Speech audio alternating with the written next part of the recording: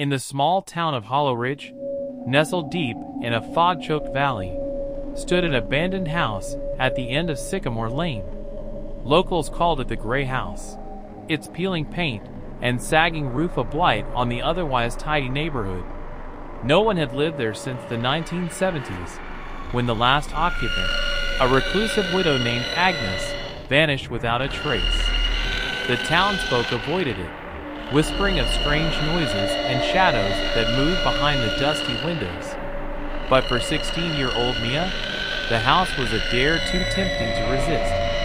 It was Halloween night, and Mia's friends, egged on by cheap beer and bravado, dared her to spend 10 minutes inside the Gray House. "Just 10 minutes, Jake said, grinning, his phone already recording. Mia rolled her eyes, but felt a thrill of excitement. She wasn't superstitious, and she'd always been curious about the place. Armed with only her flashlight and a stubborn streak, she pushed open the rusted gate and approached the front door.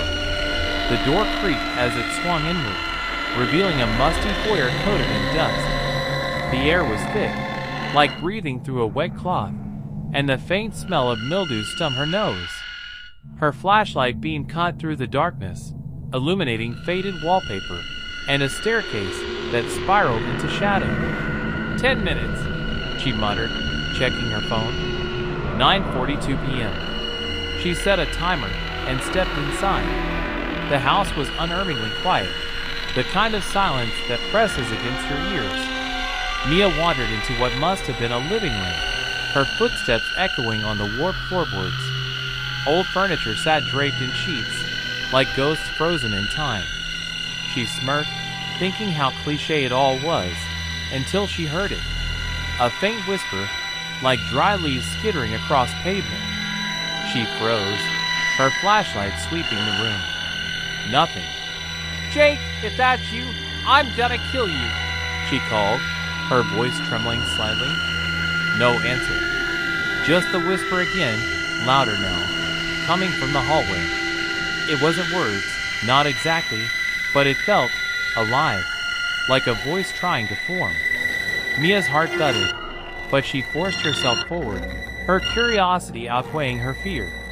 The hallway led to a heavy oak door at the far end, its surface carved with strange, spiraling symbols that seemed to shift in the flickering light. The whispering grew clearer as she approached, now forming a single word. "Open!" Mia's hand hovered over the tarnished knob. Every instinct screamed to run, but something deeper, a pull she couldn't explain, urged her to turn it. The door opened with a groan, revealing a narrow staircase descending into darkness. The air grew colder, the whispering now a chorus of overlapping voices, urgent and pleading. "Come! See! No!" Her flashlight flickered, casting jagged shadows on the damp stone walls. She took a step down, then another, the voices growing louder with each step. At the bottom, she found a small, circular room, its walls lined with mirrors. In each one, her reflection stared back. But not quite right. Her eyes were too wide, her mouth twisted in a grin she didn't feel. The whispers were deafening now, filling her skull. "Stay! Join! Forever!" She stumbled back, her flashlight dropping to the floor. In the mirrors, her reflections began to move independently, stepping closer, their hands reaching out as if to pull her through the glass. Mia screamed, bolting up the stairs, the voices chasing her like a swarm. The door slammed shut behind her, and she ran, heart pounding, until she burst out of the house into the foggy night. Her friends were gone, their laughter replaced by an eerie stillness.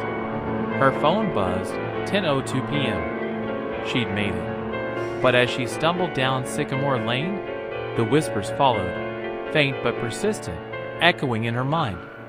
The next morning, Mia's friends found her backpack outside the Gray House, but no sign of her. The police searched the property, finding only dust and silence. The oak door in the hallway was gone, as if it had never existed. But late at night, The townsfolk swear they hear whispers from the house, and some claim to see a girl's face in the windows, her eyes too wide, her mouth twisted in a grin.